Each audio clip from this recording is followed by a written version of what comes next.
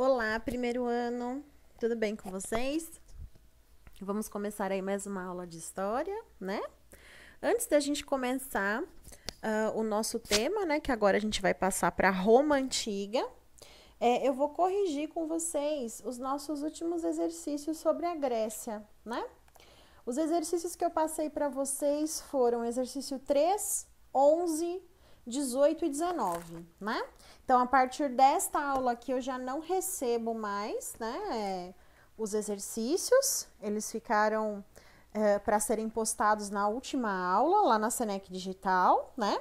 E referente a essa aula aqui, vocês vão postar os exercícios de Roma, os exercícios que eu vou passar hoje, tá? Então, a correção vai começar lá no exercício 3. Eu vou pedir para vocês abrirem a página da apostila número 47, a nossa página. Esse trabalho, pessoal, era um trabalho de pesquisa bem simples, né? Ele pede para a gente descrever aí quais as grandes realizações e características do helenismo, né? Então, eu trouxe aqui para vocês, na questão 3, o seguinte. O período helenístico, ele é caracterizado pela essência e ascensão da ciência e do conhecimento. A gente tem aí o Alexandre o Grande, que deu continuidade à expansão do seu pai, e é essa expansão lá no período da Grécia Antiga, em que o Alexandre vai começar a criar uma cultura grega com união aí, né, de características dos povos orientais. Por isso que nasce aí, né, a conhecida cultura helenística. Ela é a união entre a cultura grega e algumas características das culturas, né, orientais. E aí nós temos várias obras que foram realizadas dentro desse período do helenismo, como, por exemplo, algumas que eu selecionei para vocês, que é a Vitória de Samotrácia, a Vênus de Milos e Lacoonte e seus filhos, que é uma escultura também bastante famosa, feita nesse período, né, da cultura helenística. A próxima questão, pessoal, é a questão de número 11, lá na página 51, e ela pede para que a gente cite características que estão dentro da democracia ateniense, mas não pertencem à nossa democracia atual, e a mesma coisa com a nossa democracia atual. Citar 3 características, na verdade ela não dá 3, né? São duas características que estão presentes na nossa democracia atual que não estão na democracia antiga. Então é bem simples, eu pus até mais alguns, por isso que me confundi, falei em 3. O exercício pede 2, mas a gente tem várias, eu selecionei várias aqui para vocês. Então, na democracia antiga, pessoal, a principal diferença, a democracia antiga grega, ela é direta. A democracia atual, ela é indireta, ela é o que a gente chama de representativa. Nós cedemos o nosso direito de democracia, de escolha, para representantes, que são os deputados, senadores, presidente, etc. Uma outra característica é que a democracia antiga ela é limitada, né? Por exemplo, as mulheres não participavam. E a democracia atual ela é extremamente mais abrangente, né? Uma outra característica também que está dentro da democracia antiga e não existe na nossa democracia atual, não existe um parâmetro de comparação, é que a democracia grega antiga ela convivia com a prática da escravidão. Não que ela fosse conivente, porque ser conivente é saber que algo errado existe e você convive com aquilo sem reclamar. Na verdade, dentro da cultura grega, a escravidão era normal e aceita, né? Então, a democracia convivia com a prática da escravidão, que para a nossa democracia atual é uma coisa inconcebível, certo? As duas últimas questões, pessoal, são a 19. A 19 é para a gente assinalar uma questão certa. E ela pede para a gente assinalar de A até D, dentre os legados da cultura grega para o Ocidente, qual que se destaca? Qual é a ideia que se destaca? Na questão 18, ela está pedindo para a gente ler o texto e, segundo ele, a gente deve assinalar a questão correta de acordo com o papel da religião na Grécia Antiga. E dentre todas essas alternativas, da A até a E, a alternativa certa é a letra B. Realmente, a religião tinha o papel de estabelecer a identidade e vínculos comunitários e unificar as crenças. Por que essa questão está certa, pessoal? Porque vocês devem se lembrar que na Grécia Antiga eles se organizavam por cidades-estado, onde tinham suas próprias características, sua própria lei. Mas o que unia a Grécia Antiga, que é uma coisa que a gente viu lá na primeira aula, é que eles possuíam a mesma língua, eles possuíam a mesma religião, eles possuíam aspectos culturais que eram iguais. E uma coisa que os une enquanto civilização é a religião, certo? Na 19, agora sim, gente, na 19, a gente tem que assinalar, dentre essas alternativas, qual seria o legado da cultura grega para nós, o Ocidente, né? E dentre todas essas características, a certa é a letra A. Destaca-se a ideia de que a natureza opera obedecendo a lei e princípios necessários e universais que podem ser plenamente conhecidos pelo pensamento. Pessoal, o que a gente mais herdou da Grécia Antiga foram os preceitos filosóficos de Atenas. E eles estão explicitados nessa alternativa, na alternativa A questão do pensamento, né? A questão da filosofia, certo? Pessoal, após essa correção, então, nós vamos dar início às nossas aulas sobre Roma. Roma é o nosso último capítulo dessa apostila, para a gente encerrar o que nós iniciamos como Antiguidade Clássica, né? Antiguidade Clássica contempla aí Grécia e Roma.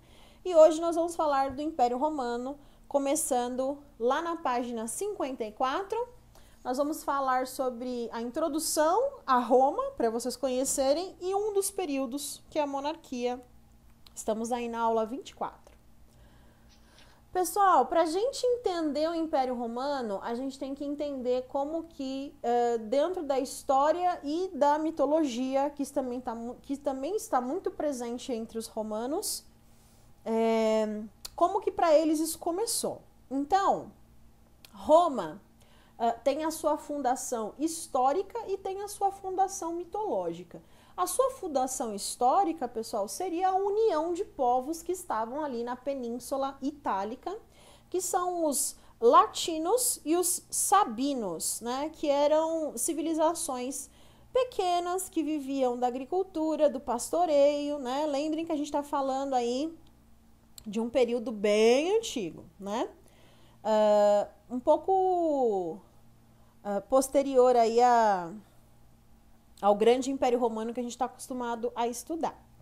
Mas, além dessa questão da origem da cidade, origem histórica, arqueológica, nós temos a mitológica, que seria aí a de Rômulo e Remo, que é aquela história que os irmãos, né, que eram filhos do troiano Enéas, que é um herói de Troia. O Enéas teria tido esses filhos com uma das ninfas, e esses filhos seriam aí, né, filhos de deuses, né, filho de seres mitológicos. Eles foram aí colocados num cesto, porque os deuses queriam aniquilar essa descendência meio humana, né?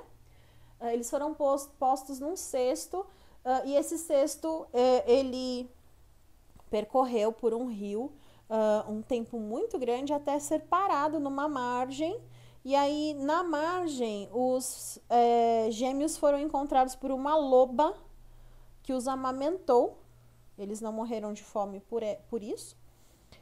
E aí, mais pra frente, eles foram encontrados por um pastor que os criou. E Rômulo e Remo seriam aí os dois fundadores, a origem da fundação. Não foram os dois que fundaram Roma, foi só Rômulo, mas os dois estão ali na origem da mitologia de Roma, né? Para a gente entender melhor, a gente tem que usar uma linha do tempo. Como a gente viu lá no início das nossas aulas, no início mesmo, em fevereiro, a gente divide o tempo histórico para compreender melhor. Então, a gente já dividiu de maneira macro, pré-história e história. Dentro da história, a gente está estudando o período chamado Antiguidade Clássica. Dentro da Antiguidade Clássica, a gente está estudando o período romano.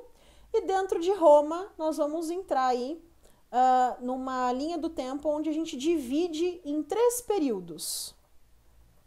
E nós vamos estudar hoje o primeiro, que é a monarquia, e assim por diante. Nas próximas aulas a gente vai ver a república e finalmente o Império Romano até a sua decadência. A monarquia, pessoal, romana, ela vai ser adotada após um maior crescimento da própria cidade de Roma, tá? Então, antes, ela ainda se organizava da mesma maneira como a Grécia se organizou no início, aquela questão de patriarcas, de famílias. Mas aí, quando a cidade começou a se desenvolver cada vez mais, houve aí essa necessidade de fazer com que houvesse uma organização, uma centralização do poder, uma unificação das leis, e aí surge a monarquia dentro de Roma. Qual a principal característica, né, dentro da monarquia romana? Vamos entender a divisão da sociedade, que é uma das principais características, e depois a organização política, que também vai vir a ser aí uma das grandes características. Na sociedade romana, a gente tem basicamente 2 classes sociais, sendo que em determinado momento da história monárquica começa a existir uma 3ª classe social. Então, basicamente, a gente tem a sociedade dividida entre patrícios e plebeus, como vocês estão vendo aí na página 54, mas ao longo do tempo vai surgir uma nova classe social. Então, a primeira classe social, a dos patrícios, seriam aí considerados os descendentes dos fundadores, tá? Tanto na questão histórica quanto na questão mitológica, lembrando que a mitológica é a mais presente, os patrícios vão se identificar como os fundadores. E isso, pessoal, essa noção de descendência mística só serve para afirmar ainda mais o poder patrício sobre o restante da sociedade. Por quê, pessoal? Como o poder, nesse caso, vem de uma origem mística, ele não vai ser uma origem mitológica e também mística, religiosa, ele não vai ser questionado, tá? Então, vocês vão ver que só vai haver revoltas mesmo por razões econômicas, por razões sociais é muito depois, tá? Então, no início é por razões econômicas. Os patrícios também são detentores da política e da economia, tá? Então, eles têm as melhores terras, eles cultivam nas melhores terras, e só eles têm participação política dentro da organização política romana. Entre os patrícios e os plebeus vai nascer os chamados clientes. Quem são os clientes, pessoal? São pessoas pobres, mas que prestam serviços para os patrícios em troca de proteção ou de benefícios. E entre esses benefícios, pode ser que haja aí uma pequena participação política, pequena, né? É bacana lembrar também que muitos plebeus que se endividavam também vão prestar serviços, mas dentro dessa questão da dívida, eles não vão ser considerados clientes, tá, pessoal? Eles não se encaixam nessa categoria, eles vão se encaixar na categoria de escravo, que, como vocês podem ver na apostila, é tão rebaixada essa postura, essa posição social, que ela nem é considerada uma classe, né? Então, a gente divide só em 3. A última classe social é da onde vêm os clientes, dos plebeus. Os plebeus, basicamente, são o restante da população, né, pessoal? Eles são pobres e sem direitos políticos. Só que tem um detalhe, eles não servem aos patrícios. Os plebeus, pessoal, eles podem vir a se tornar clientes se eles forem servir aos patrícios. E lembrem bem, não pode ser uma servidão para pagamento de uma dívida, porque pagamento de dívida, servidão em pagamento de uma dívida, não é considerada servidão. Em Roma, é considerada escravidão. Você vai ser um escravo e o patrício vai dizer para você quando é que ele acha que você já prestou serviços suficientes para pagar a sua dívida. Ou seja, muito provavelmente você vai ser escravo para o resto da sua vida e os seus familiares, mais precisamente seus filhos, vão herdar a dívida e aí você vai acabar tendo que as suas gerações vão acabar trabalhando eternamente aí para pagar essa questão, né? Certinho, vamos passar para outra grande característica. A outra grande característica seria a organização dessa monarquia. Como que a gente se organiza dentro de Roma? Roma, pessoal, tem características monárquicas muito diferentes, né? A monarquia romana é muito peculiar, então a gente tem que prestar bastante atenção para entender. Bom, aquela sociedade que nós vimos, aquela divisão social, está dentro da monarquia romana e ela vai se perpetuar pela república e pelo império, tá? Com alguns detalhes aí. Então, dentro da monarquia, quem que é o rei? O rei, pessoal, olha que interessante, ele não é um cargo hereditário, como a gente está acostumado a ver lá na Europa, no absolutismo monárquico. O título de rei não passa de pai para filho. Olha que interessante. Ele é um cargo vitalício. O que significa? Você é rei até a sua morte. Mas e depois da sua morte, o que acontece? E o rei morreu, o que faz? Olha que interessante. A gente elege outro. O cargo real é elegível. Nós escolhemos o rei. Se um morre, a gente escolhe outro. E olha que interessante, ele é visto na monarquia romana como o mediador, olha que interessante, entre os deuses e os humanos. Então, como ele é a fonte, é o locutor da vontade divina, é por ele que a gente vai ouvir as vontades divinas, a gente que escolhe quem é que vai chegar lá para ser o nosso interlocutor. Olha que interessante, é bem diferente da monarquia comum, né? Essa mediação aí feita entre os deuses e o rei, ela vai ser explicitada na divisão dos poderes. Por quê? Olha que interessante, nós estamos numa monarquia, mas existe a divisão de poderes. É um fato bem peculiar. Existe o executivo, o legislativo e o judiciário, né? Uma outra característica muito bacana da monarquia, pessoal, existe um senado, também chamado de conselho de anciãos, né? O que é esse senado, pessoal? Os patrícios, como o próprio nome diz, né? Os mais antigos, os mais velhos, se reúnem no senado e eles estão ali, pessoal, para justamente limitar o poder real. Olha que interessante. Eles são chamados também de os ilustres, né? Porque eles têm essa peculiaridade. Eles podem limitar o poder do rei. Então, olha só, novamente, a afirmação da divisão dos poderes, né? Uma outra característica muito bacana dessa monarquia, existe uma assembleia. A Assembleia Curiata, pessoal, ela seria aí uma formação também de patrícios, mas mais jovens. Eles são os patrícios responsáveis por retificar as leis do Senado. O que é isso? Eles podem interferir nas leis que o Senado faz. Então, olha só, o Senado é o legislativo. O rei é o executivo e o judiciário. Mas olha só, para regular o poder do rei existe o Senado e para regular o poder do Senado existe a Assembleia Curiata.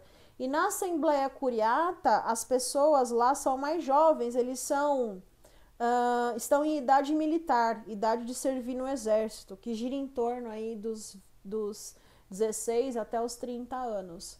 E olha que interessante, na Assembleia Curiata, eles mantêm a divisão inicial de Roma lá na sua essência. que é a questão das famílias. Então, a Assembleia Curiata, ela é formada por cúrias. Cúrias são famílias, as famílias mais antigas. Há uma estimativa aí de que a Assembleia Curiata era formada por pelo menos 30 cúrias.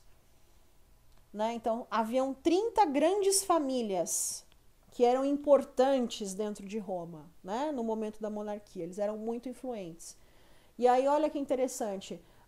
Nos patrícios do Senado, são os patrícios mais antigos, às vezes até de famílias não tão respeitáveis. Mas na Assembleia Curiata só estão os membros jovens e que estão dentro aí dessas famílias, dessas 30 cúrias que são extremamente poderosas dentro de Roma. Então veja só, existe todo um controle, um aparato político para sustentar a monarquia, mas vejam que, embora haja peculiaridades nessa monarquia romana, ela mantém o que uma monarquia sempre fez, que é restringir o poder. A grande parte da população não tem acesso a isso. Tanto é que vocês viram que os plebeus não têm direitos políticos. Agora, para terminar, existiu um momento, pessoal, na história de Roma, em que eles foram tomados por outros povos. E nesse caso nós temos os etruscos, que foi aí quem vai invadir Roma lá pelo século 8 a.C., ano 800, de 701 a 800 a.C. Eles vão invadir Roma, e a partir desse século, todos os reis romanos serão de origem etrusca. Por quê? Porque vão ser os etruscos que vão designar, que vão nomear os reis. Conclusão, isso vai durar até meados de 509 a.C. Vocês têm que lembrar que, como nós estamos no século anterior a Cristo, quanto mais antigo, menor é o número, né? Então, quanto mais recente, menor o número, né? Ele vai diminuindo. Então, nós estamos falando de uns 200 anos de intromissão etrusca dentro dessa organização de nomeação dos reis, né? Nós vamos ter ao todo 6 ou 7, mais ou menos, reis etruscos no poder de Roma, sendo que nesse momento, para nós, o mais importante seria o último rei, que é chamado de Tarquínio o Soberbo, que vai ser o rei que vai ser deposto do seu cargo romano de rei, e é aí que a gente vai dar fim à monarquia romana. A monarquia chega ao seu fim em 509 com o Tarquínio, e aí a gente inicia nesse momento a República Romana, que aí tem outras características, e existe uma divisão maior também para essa República Romana, que é o que a gente vai ver na próxima aula, certo? Pessoal, eu espero que vocês tenham gostado. Não esqueçam que, se vocês tiverem qualquer dúvida sobre a matéria, vocês podem postar lá na Senec Digital, tá? Eu não estou mais respondendo mensagens para o WhatsApp, porque simplesmente meu celular não está comportando mais tantas mensagens. Então eu peço a gentileza que vocês utilizem a nossa plataforma, já que ela é de tão grande excelência e tem nos servido muito bem. Também peço que vocês fiquem de olho nos exercícios, no dever de casa, já que eu deixei claro nas outras aulas, mas vou repetir ao final de todas. Eu estou dando essa aula aqui na segunda-feira. Na próxima aula de história é quinta-feira, no horário das 9h40. Então, vocês vão ter até quinta-feira, dia 30, 9h40 da manhã, para postar o dever, porque eu estou tentando fazer como a gente fazia antes, né? Na nossa aula de história, próxima aula, eu olharia o dever, vou fazer a mesma coisa. Então, vocês podem deixar postado lá, certinho? Último lembrete, não estou recebendo deveres por e-mail, tá? Tudo vai ser feito pela plataforma digital da Senec Digital, certinho? Pessoal, um beijo, até mais e tchau, tchau!